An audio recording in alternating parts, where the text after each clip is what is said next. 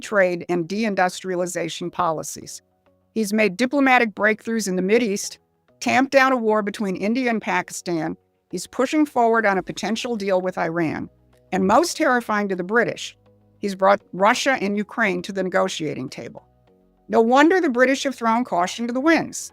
King Charles himself met with Zelensky in March of 2025. The British newspaper The Independent said, "The decision to invite Zelensky to Sandringham is the most overtly political act the king has made since succeeding Queen Elizabeth.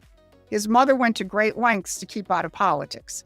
Well, actually, she went to great lengths to keep publicly out of politics.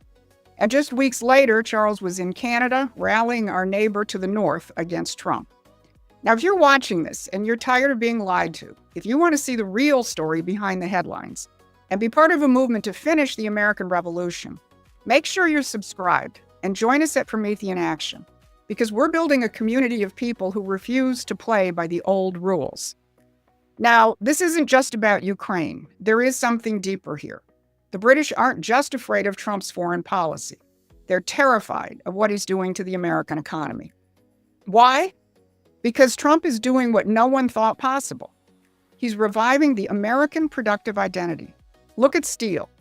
Trump just spoke in Pittsburgh after negotiating the historic U.S. Steel-Nippon merger that will save that iconic American company. For decades, Washington's embrace of the British free trade dogma has cost Pittsburgh over 100,000 steel jobs. Between 2000 and 2016, more than half of all jobs in Pittsburgh's mills vanished. And as Trump said, if you don't have steel, you don't have a country. But now he's negotiated the largest investment in the history of the American steel industry. $14 billion from Nippon Steel, $2.2 billion going directly to the Mon Valley Works, and another $7 billion to modernize mills in other states. These just aren't numbers on a spreadsheet. These are real, good-paying jobs for Americans, the kind of jobs that free trade was making extinct. But listen to it in the words of a steel worker who spoke at Trump's rally. He said, "When I started at U.S. Steel, my supervisor told me, 'Kid, what are you doing here? Do you think this mill will be here? Look at Homestead. Look at Duquesne. They're not here. You're wasting your time.' But now, years later, I can stand here and think about our children, our grandchildren, our great-grandchildren that are going to have family-sustaining, good-paying jobs, all because of President Trump. This is what terrifies the British and their Wall Street allies, not just the jobs, but the spirit of hope and pride that they kindle.